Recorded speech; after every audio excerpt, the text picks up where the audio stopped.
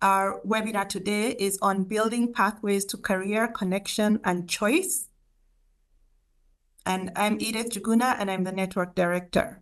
The mission of the Success Network is to support communities to increase meaningful and equitable post-secondary attainment. And when we talk about meaningful, we're referring to ensuring that students are pursuing goals that lead to a family-sustaining wage. And when we talk about equitable, we want to ensure that we're reaching students who are farthest from opportunity. We do this in a number of ways. We share best practices like we're doing today. We foster peer-to-peer learning. We provide technical assistance on a variety of topics, from collective impact to pathways to data. We seek funding, which we then give to communities to help implement their goals. And we gather and curate critical data to help communities inform their work. We are very fortunate today to have two people with us who are very familiar with this topic. We're joined by Kyle Hartung and Charlotte Cahill, who are both Associate Vice Presidents at JFF. JFF has been a friend of the network since we started, and we're thrilled to have them with us today. We are recording the meeting, and we will share the presentation, and there will be time for Q&A. So Kyle and Charlotte, I'll kick it over to you. Thank you so much, Edith, for the warm welcome. Really nice to be here today. Thank you all for joining. As Edith mentioned, my name is Kyle Hartung, and with my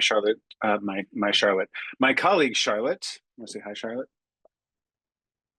Hi, everyone. I'm Charlotte, exactly as advertised. Nice to see you all. And we're really pleased to be here today. And let's just dive in. I know our time is short, and we want to make sure we have some time at the back end for some chit chat.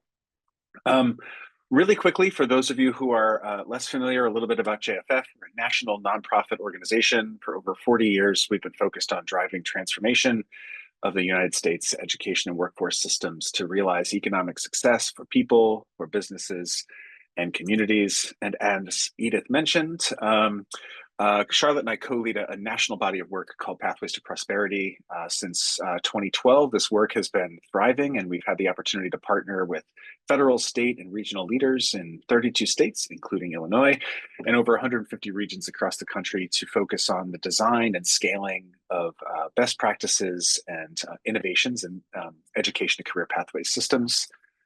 Our work is guided by these 5 core levers, all of which are probably very familiar to everyone on this call, but really quickly, our whole approach to college and career pathway systems building has been focused on secondary and post-secondary integration. So as we think about what are the opportunities that span high school and post-secondary, dual enrollment, et cetera, career navigation systems, work-based learning, the work and function of state and regional-based intermediaries who become the pathways glue in systems, and then also the key leadership and policy infrastructure that is needed at local, state, or local, regional, and state levels to really allow pathway systems to thrive.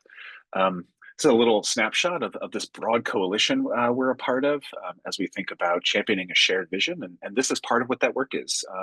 Welcoming people into national conversations, joining local and regional ones to make sure we don't leave good learning on the table, and ultimately thinking about how do we advocate for the policies and practices at scale that we know really work.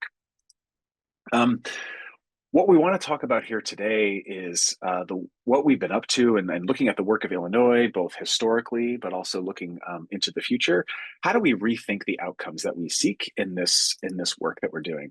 And so from our part, at least, since 2012, this is very much how we have framed our work. So as we think about centering the needs of all young people, how do we make sure that all young people have access to early college course taking through dual enrollment and work-based learning experiences before they graduate high school?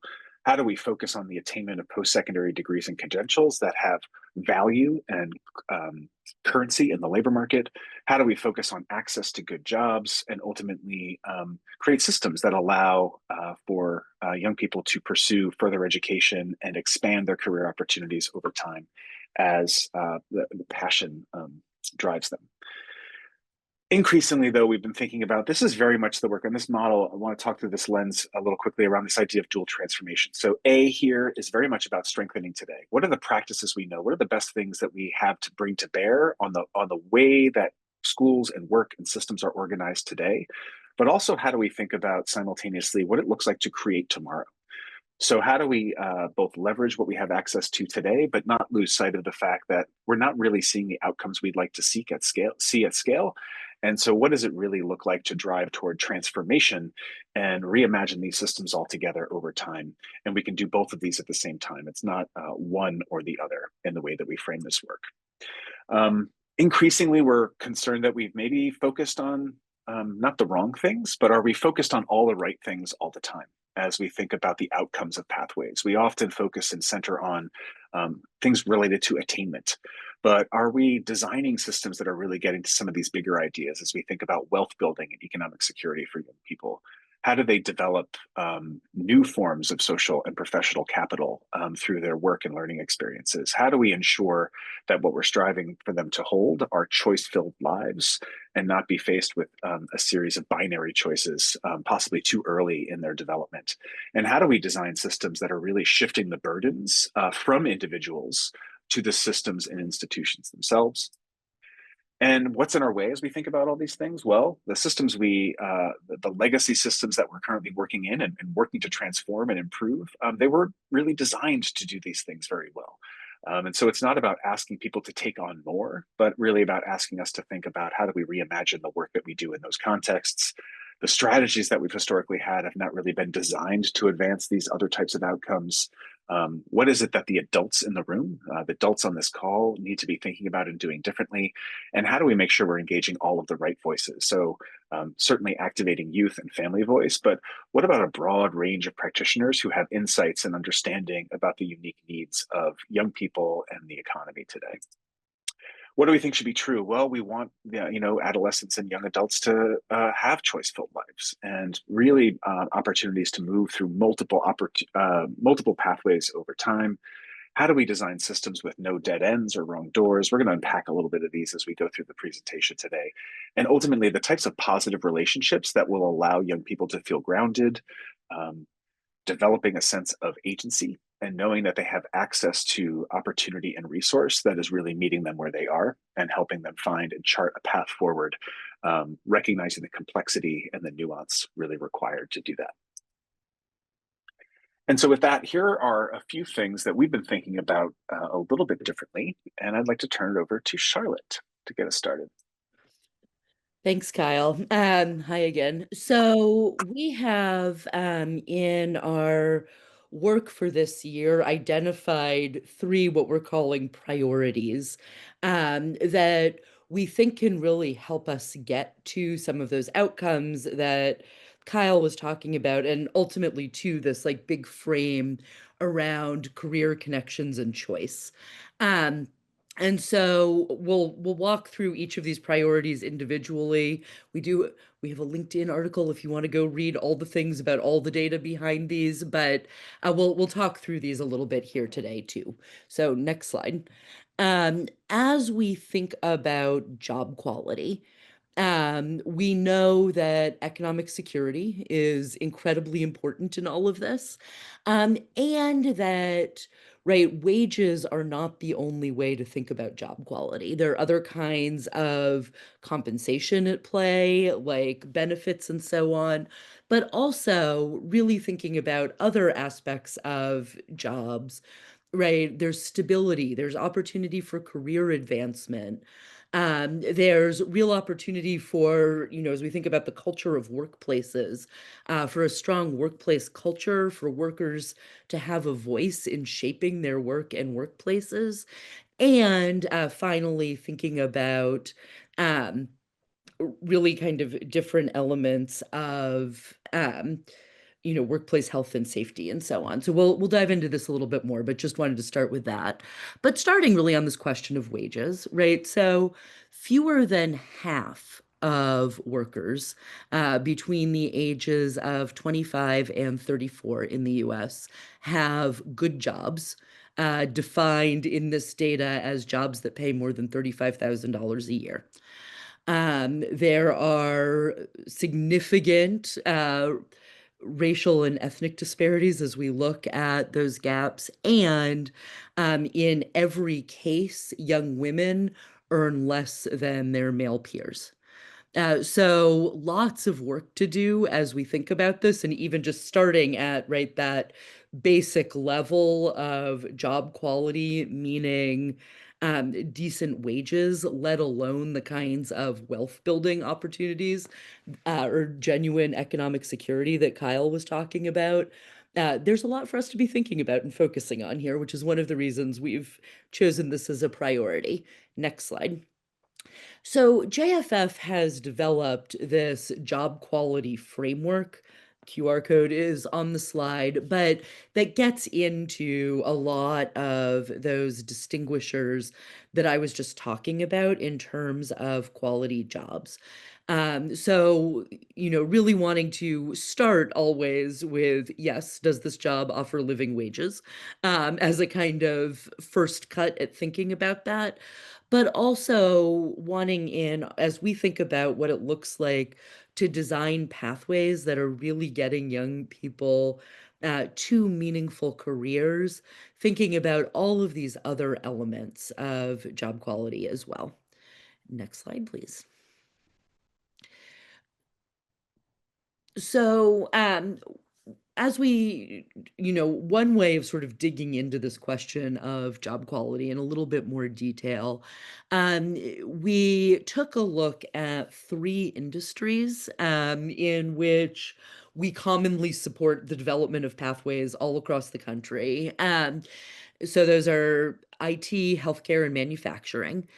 And, took a look as we think about the different elements of job quality within that framework, how are these different industries doing at kind of an industry level? And so encourage you to kind of check that out, take a look at what's working and what's not across these different industries, with always the kind of nuance to that job quality differs a great deal at the level of the individual employer, right? So job quality is very much influenced by the policies and procedures that individual employers put in place that we can't necessarily know, right, when we start to build a pathway, what particular employer a young person will end up working for and whether they offer to be or whether they offer job quality. And right, that said, it is also the case that right, industry standards in these things tend to develop because employers are competing with one another. So there's some generalization here that I want to name, but think it's worth taking a look at these as you're thinking about job quality. Next slide. The other thing that we know as we think about this issue of job quality is that it is increasingly the case, according to the most recent research, that good jobs are requiring higher and higher levels of educational attainment. So to unpack what I know is the somewhat complicated looking slide here, um, right? If you sort of look at the graph here, what you're seeing is that circa 1980, almost half of all good jobs, which are being defined again in this data just as jobs that pay above a living wage for a single adult, that those jobs, that almost half of good jobs were obtainable by people who had a high school diploma or less. That has really shifted over the last several decades. So we're currently in a place where about 60% of good jobs require bachelor's degrees. And the projection is that by 2031, fully two-thirds of jobs paying living wages will require bachelor's degrees. Interestingly, as we look at the kind of shift, I'd also just flag that the number of middle skills jobs, so that center group of columns, um, that are good jobs has remained relatively constant. So the shift is in some ways, right, from high school diploma to bachelor's degree with middle skills jobs holding fairly steady. Next slide, please. So what does all that mean? That means that by 2031, any individual's odds of having a good job will be closely correlated with their level of educational attainment. So 75% of workers with bachelor's degrees will have good jobs. 40% of workers with sub-BA credentials and degrees will have good jobs, and 20% of workers with only a high school diploma will have good jobs. Next slide. So as we think about all of this and think about, right, job quality and how we're preparing young people for those good jobs, a conversation that we have been having a lot, and I'm sure that you all have too, has really been around durable skills that employers are seeking. And so a recent report from the World Economic Forum really set out to identify what they think are going to be core skills that employers are seeking by 2030. So if you look up here, right at this top right quadrant, yes, they're looking for AI and technological literacy, but also looking for things like systems thinking, empathy and active listening, leadership, analytical thinking, resilience, and agility. So, as we're thinking about pathways, right, we think it's really important to be clear about how we are embedding opportunities to acquire and practice those skills within pathways, as well as sort of thinking about some of the more technical skills. Next slide, please. And that brings us, in many ways, to thinking about credential quality. So, how do we ensure that the credentials that young people earn are really directly connected to those quality jobs that we're focused on? Next slide.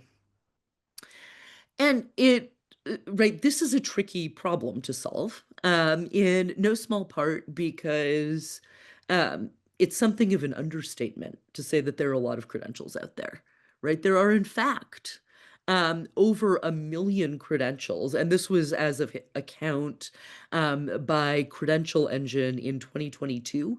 I think that if anything, the number of credentials has probably grown since 2022. So I don't know how far over 1 million we are now, but I think it's not not insubstantial. And there are 60,000 credential providers, including all different types of non-academic providers, boot camps, and so on, community colleges, K-12, lots of different providers within this space. So it's hard to sort through all of this, right? Next slide. And, right, in part, as a result of that, research has shown that if we look nationally, at least half of all of the sub-baccalaureate credentials that learners are earning right now are not aligned to labor market demand in their regional labor markets. So this is a national map, but there is, right, they did sort of a regional deep dive, and when you get the slides, you can see you can actually go in and find out, right, for your particular, like it's pretty granular. So for your particular regional labor market, how is credential alignment looking? So just to say, right, there's work to be done as we look at where we are to get credentials aligned to the labor market. Next slide, please. And even if credentials are aligned to labor market demand in the sense that, right, these credentials lead to jobs that exist in a regional labor market, employers see these credentials as a signal of readiness for those jobs. The reality is that earning a workforce credential is not a sure route to a living wage. So this connects to some of what I was just saying about the connections between bachelor's degrees and good jobs. This is research that just came out this month that we're looking at right now from the Community College Research Center. And what they did was take a look at all credentials awarded by community colleges. We're looking here specifically at workforce credentials rather than those on the transfer side. And what they found, right, is that community college bachelor's degrees are, which are offered in multiple states, although not all, about 77% of them are leading to wages above $40,000 a year.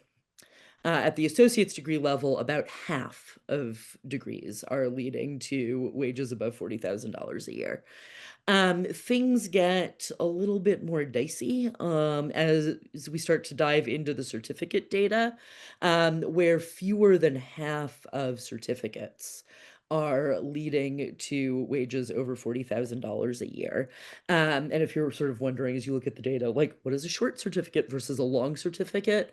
A short certificate is designed to be completed in under a year or under 30 credit hours, and a long certificate is longer than that.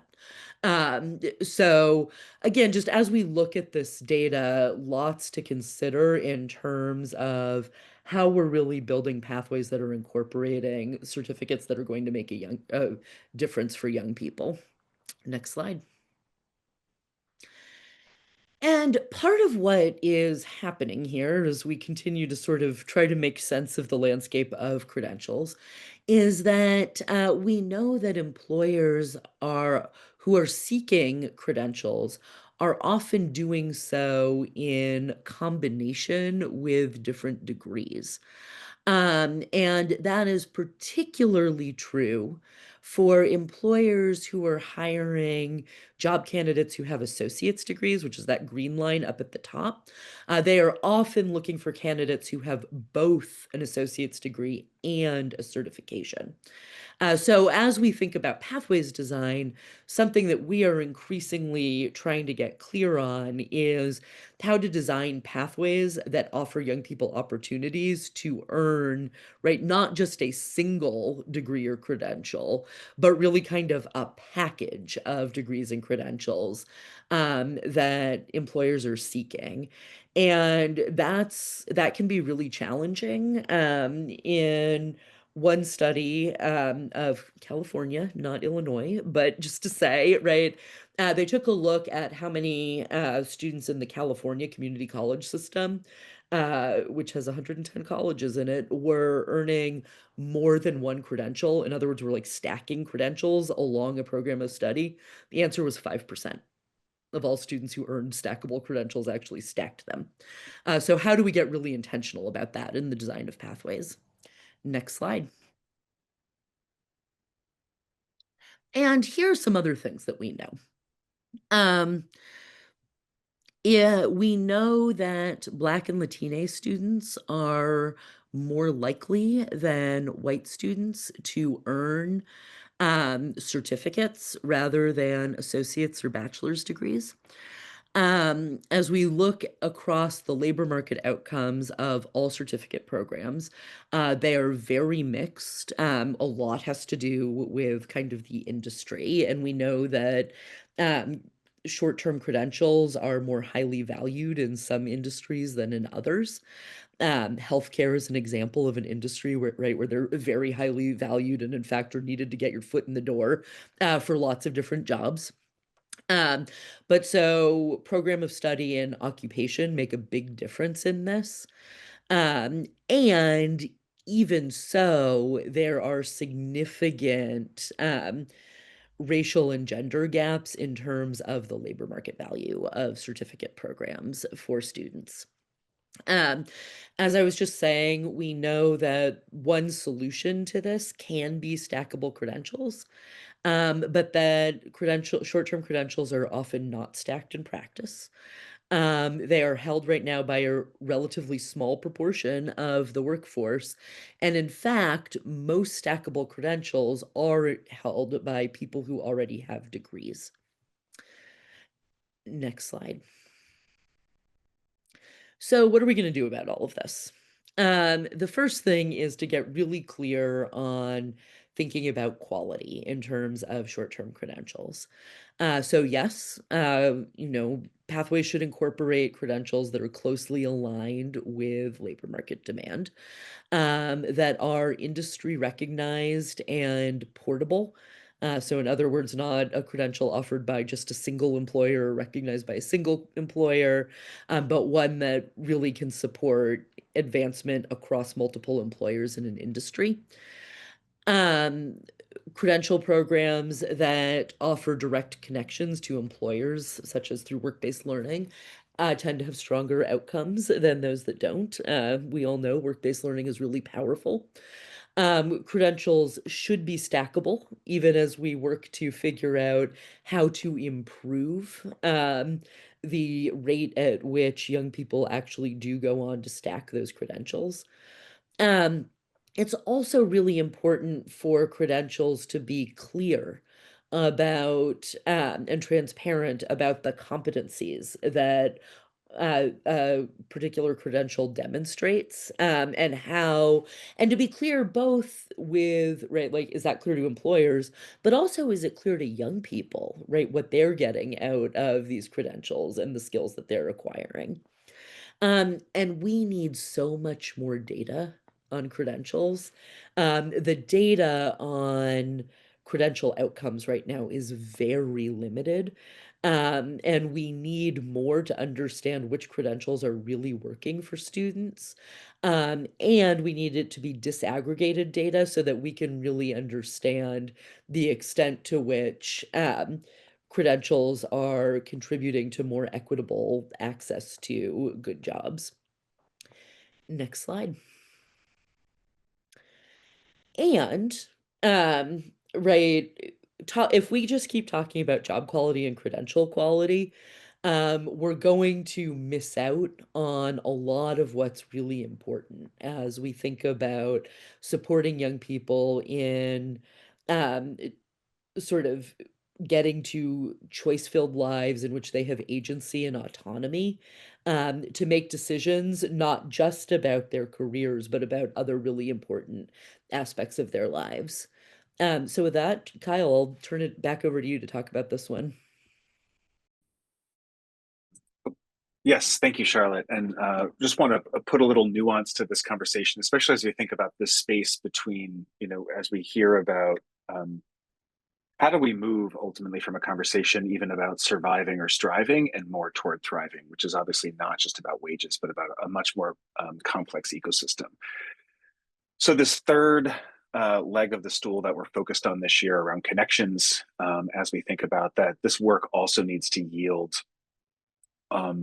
outcomes and a focus that is more about than just the job and more about than just the credential, for instance, that we've been talking about.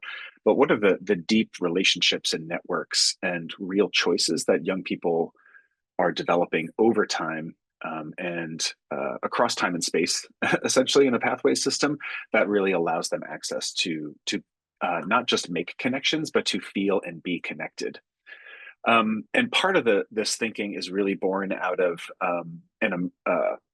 what might seem obvious, but a research-backed and a clearer and emergent understanding about how young people today are not just thinking about their futures, but able to articulate things that are different than I think that many of the people on this call probably had words for, or the structures around them to really facilitate. And so as we think about young people and what they're really looking for, some of these folks are already in the workplace as we think about Gen Z, and then reaching back into Gen Alpha and whatever's going to come after Gen Alpha, I'm not really sure, I guess beta. But the way that they're thinking about their futures is really born in identity and like thinking about their identity as an asset. And they're really looking for avenues toward thriving. And they're seeking connection. They see value in connection. As we think about how connected they are, we could talk about that in a different conversation, to devices and media, but they are connected there. And so as we think about their work and learning experiences, how do we allow them to become empowered by connection and to use connection as a form of power and access and a choice multiplier, if you would? But the challenge is, even in this very interconnected world, most young people are reporting that they have no developmental relationships in their lives at all. So the Search Institute has been studying young people and their sense of self in relation to the world around them for quite a while. These data are really harrowing as we think about all the things that we have been collectively working on in pathways and designing structures and infrastructure, thinking about network building and social capital development through work-based learning and through early access to post-secondary. But we're not really seeing the data on the other side, suggesting that we've kind of really solved for this elusive problem about young people feeling connected, being seen. And we really need to think about ways that we can increase the amount of young people changing these data. When we think about connections, we're also trying to take a broader lens in terms of what do we mean by connection. So yes, how do we ensure that young people are emerging from their education and training connected to the economy through employment, through participation, but also thinking about their roles in as citizens, as consumers, as producers. How are they contributing to society?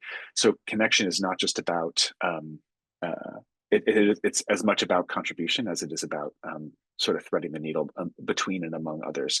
But that also includes their connectedness to systems. How do we make sure that their education and training is not something that might feel that it's being done to them, but that is really something that they are a part of, and that there's a variety of opportunities that they see value and meaning in, and that we're putting in front of them as part of a really big picture, or the ways that they can think about getting connected. How do we value and center community and the power of community, and the way that people feel connected to community, and also thinking about that not just through the lens of schools, but national service, community participation, the role of faith-based institutions in young people's lives. How do we bring more people to the table to be invested in centering the needs of young people? And then, yes, how do we focus on these relationships that young people have and are developing with others, not just youth and young adults, but the adults in their broader ecosystems. And I think that as we've thought about the design of pathways over time, sort of the learning sciences is always sort of held around to the side. We acknowledge it, we see it sometimes, but there's folks, for example, like at UCLA Center for Developing Adolescent, who have been producing a lot of research and a lot of practitioner-facing tools that are focused on raising awareness of and building clarity around how do we make sure that we're designing educational experiences and ultimately then pathway systems with an adolescent development lens in mind. And how do we actually recognize how adolescence affects the way young people experience these systems we're designing? And so as we think about their innate sense and interest in exploration and risk taking, but also how do we then mitigate those things by design so that we're not going too far on either side of these things, but really deciding and developing approaches in our pathways thinking that really centers a lot of the needs of these key components of adolescent development, and really remembering too that adolescence stretches deep into the 20s. And so as we think about adolescent development, this isn't just about how do we move them through the end of high school, but how do we move them through and support them well into their early working life and realize the complexity as they are quite literally still growing and developing, and the ways that their decisions are unfolding over time. So what would pathways look like if we started to tackle them with these in mind? Charlotte, what do you think? So this brings us back first to this dual transformation frame that Kyle raised at the beginning. So right, just to sort of ground us a little bit, right, we still really love dual enrollment and work-based learning and career navigation and intermediaries and all of those things, right? In our Pathways to Prosperity framework that we know are really critical to the work of building and designing pathways. And so part of what we're thinking about here is how do we continue to really build and figure out how to scale practices that we know work. So how do we keep doing the good work of building pathways that we know you all are leading in your communities, and at the same time, right, start to think about what would it look like if we sort of started to rethink outcomes around these ideas related to careers, connections, and choice? So yes, let's make sure young people are accumulating dual enrollment credits and getting internships. And how do we also think about some of these other pieces around building connections or social capital, and what might pathways look like? So we're trying a little bit um, to figure out how to do both at the same time. And the key piece of this dual transformation framework is actually, right, like, yeah, there's A and there's B, right? Like, but it's really the C part in the middle where we're thinking about, like, we effectively have a dilemma here, right? It's not something where there's a technical solution that we can just deploy. We really need to start to think about how we can take what feels like a dilemma, right? Like, both young people need to be on pathways that are going to get them into jobs that will earn them family sustaining wages. And right, we want young people to have all kinds of choice, and we don't want them to feel as though there's a tension between those two things. So what do we do about that? How do we kind of flip that dilemma?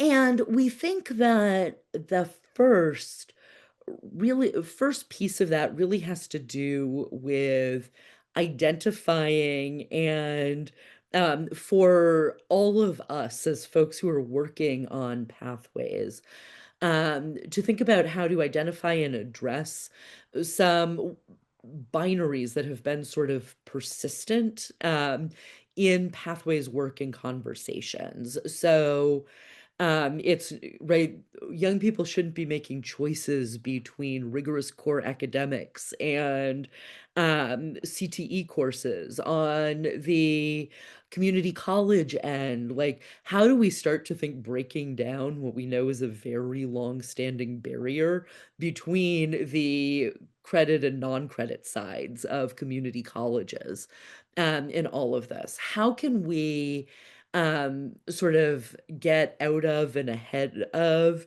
this sort of debate that's raging right now about, do you really need skills or do you need credentials for jobs, and which are more important? We're thinking about things like, for example, um, you know, educational institutions can be really great places to develop skills, right? This doesn't have to be an either or. How do we make sure that young people aren't having to choose between learning and earning, or between careers that feel meaningful and careers that provide economic security? So how do we start to, like, and this is not by any means an exhaustive list, but how do we collectively start to really identify those binaries and think about what we might start to do differently to address them? Next slide, please. In other words, right, we're worried that we have been presenting young people with some false choices or behaving as though, right, there's a little bit of a zero-sum game in play here. Probably most of you are well aware of kind of how zero-sum games operate, but just to say quickly, right, like, poker is a great example of a zero-sum game. Nobody can win in poker unless someone else loses. Right. And there's, right, like, and we've got to think about how to do things differently, and how to make sure that we are thinking expansively as we think about how to tackle those binaries. Next slide.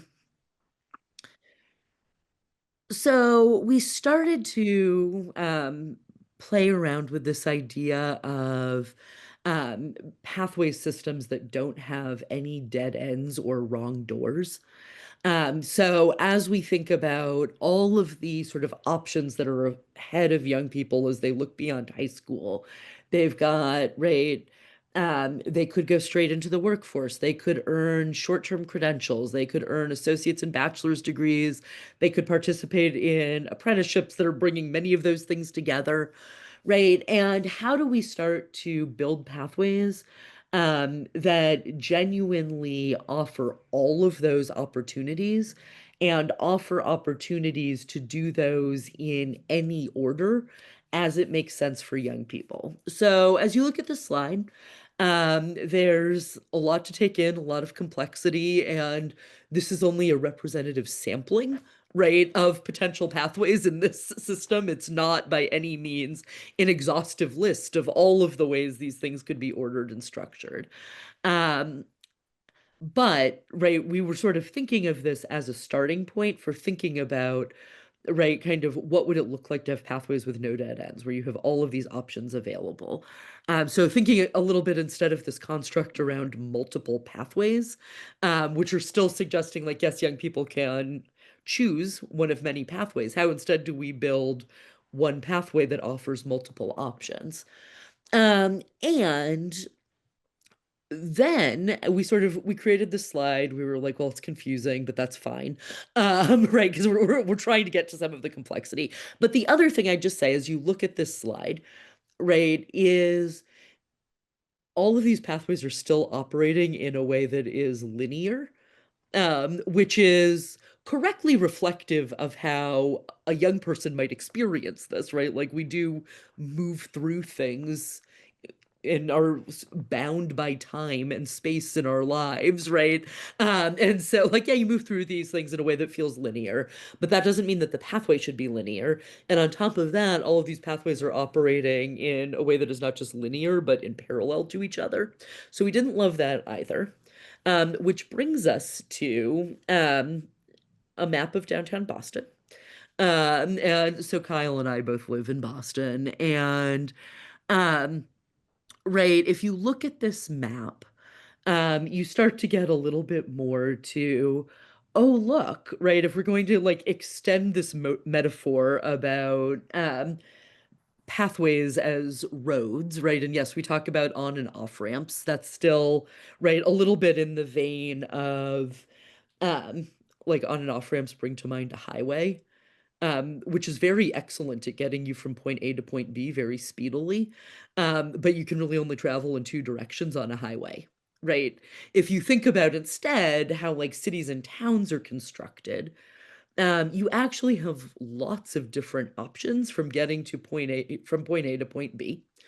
Some of which are admittedly less desirable than other ways, but all of which will get you from point A to point B. So how could we start to think about things a little bit more like this instead of like pathways that are operating in parallel to one another, or where you're like making a choice at the beginning and then you're just like hopping on the highway and going?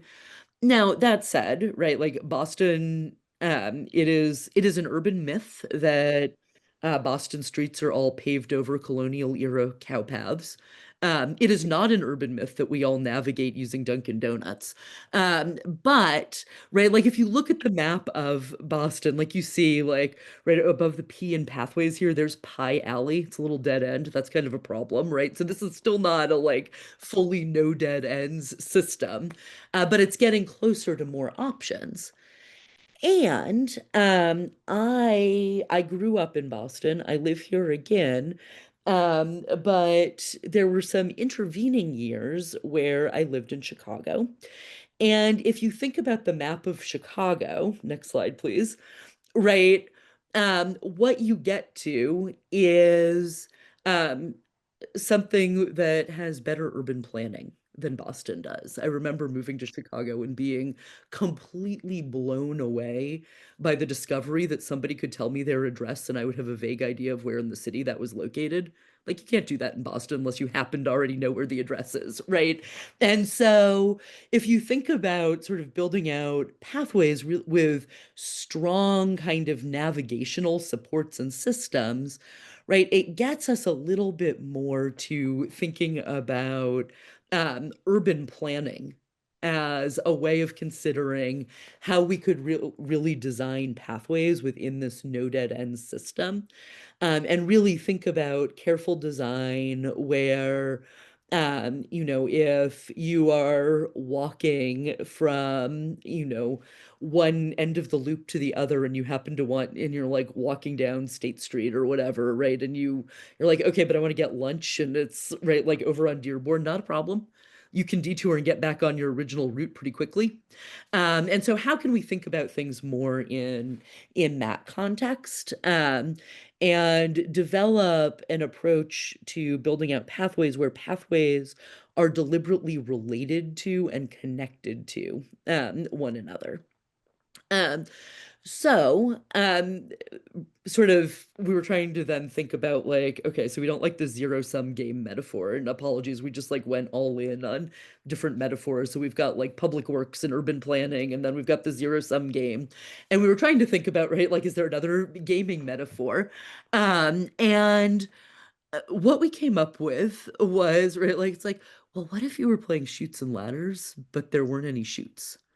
Right, like everything is just getting like everything in a pathway is just getting you further along this pathway and advancing you through a system. And how can we really start to think about building systems that have that level of support and transparency for young people so that we can really account for all of these variations in um, as we think about job quality and credential quality and the urgent need to be really intentional about connection building in the context of pathways.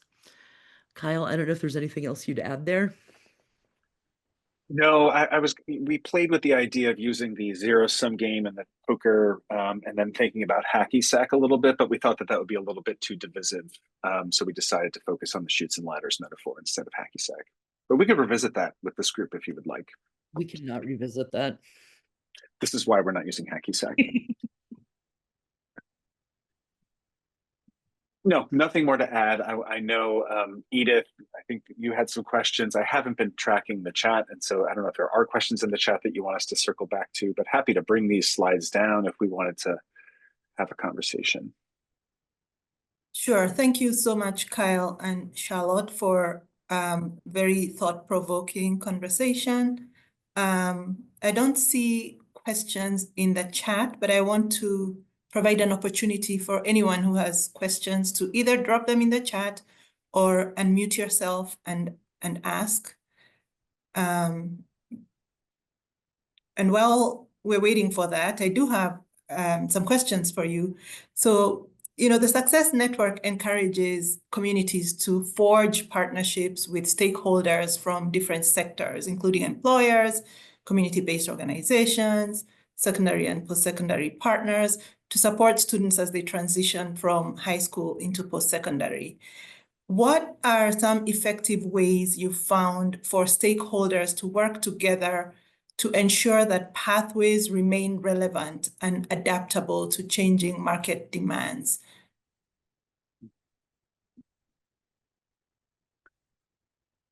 There's a couple pieces to this, and Charlotte, please hop in. I think one of the pieces of this question, Edith, seems to be very much about how do we stay current, right? And how do we not overly rely on an idea or a construct we had at the beginning of a planning process, for instance. And so I think some of this is about how do you build in ongoing and regular strategies that you're bringing all of these partners to the table on a regular basis, on a weekly, bi-weekly, but some kind of standing regular meeting that's all about people rolling up their sleeves, looking at metrics, looking at data. Are we seeing the data we'd like to see? Are we, whether that's experiential surveys or hard data, but really using that as an ongoing quality control tool and an improvement mechanism. Embedded with that, I think, is the assumption that what you're doing is that the adults in the room, sort of in that broader ecosystem, are setting aside for the purposes of this work in terms of centering the needs of young people, their unique and individual, for lack of a better word, visions and missions of their relative organizations or institutions, and focusing on a common set of outcomes that have been agreed upon. And so to do that, you really have to I have to decenter myself as a leader to enter that conversation. I have to be tremendously curious all the time. I have to trust that others in the room have ideas that are as good, if not better than my own, as we think about our collective work to serve young people and to design the systems that they need and not the systems that we think that they want. No, the other way. No, not to design the systems that we think that they need, but to design the systems that they need based on their lived experience and what the data is telling us and the stories that that's revealing. Charlotte, what would you add to that, if anything? What I would add to that is yes to everything you said, and right, like as we think about this and think a little bit about this like dual transformation lens, right? Um, there's there's still room for the some of the transformation A work. And what I mean by that is, right, yes, we really want to center outcomes for young people in this. And that doesn't mean that there can't also be positive outcomes for other stakeholders that are coming to the table as they think about their own goals. And it's critical, I think, to really bring people together to help everyone get clear about how this work can help them do their day job. Right. So if you're at a community college and you were worrying about your enrollment numbers, for example, like how might partnering with high schools help you hit on, dual credit, help you meet those enrollment numbers? How might, right? So there are real opportunities to both kind of hold this overall vision that Kyle is talking about that's really centering the needs of young people and decentering organizations and helping people simultaneously think about like if they come to the table, like why is this and a use of their time and investment that they can justify to their boss, right? Or that they can like so I think again like possible to do both at the same time. Great, That thank you both. built on that a little bit. It too is just, and I think with that in mind, uh, is it? I would also argue it's not enough just to invite more people into the room and grab some seats or say, you know, squat in the corner. We need a bigger boat, right?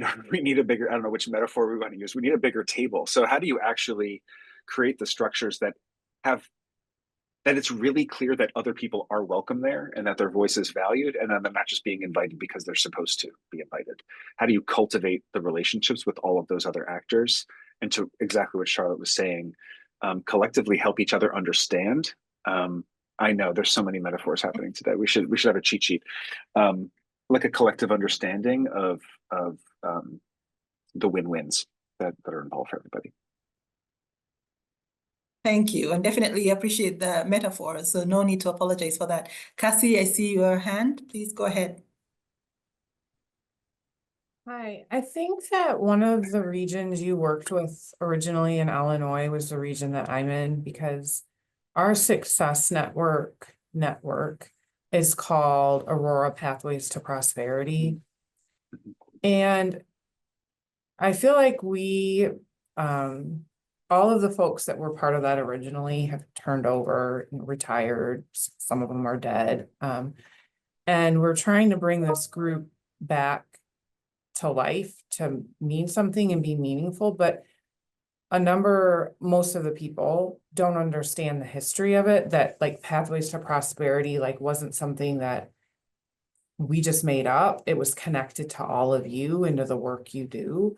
And I don't know if there's a way to like, when we get our group together next, you all to do a little history lesson on that, or if any of you were even involved in the Aurora project originally. But I just think it would help our group get more like intentional and not, I don't know, I just think it would help. Like, I don't think people understand that like this Pathways to Prosperity thing didn't just like come out of Aurora. So I don't know if that's an opportunity, and I don't want to take everyone's time by talking about my specific situation, but just wanted to ask that. Yeah, so in brief, yes, and like happy to follow up with you offline and chat more about it. The work in Aurora, just to say, was and so I've been at JFF since 2014, so not quite since the beginning of Pathways to Prosperity, which started in 2012, but close. And the work in Aurora was JFF had sort of taken a step back and you all were off and going even by the time I started at JFF in 2014, although I did have opportunity to um, talk to some of the folks in Aurora along the way. But anyway, yes, happy to follow up with you on that.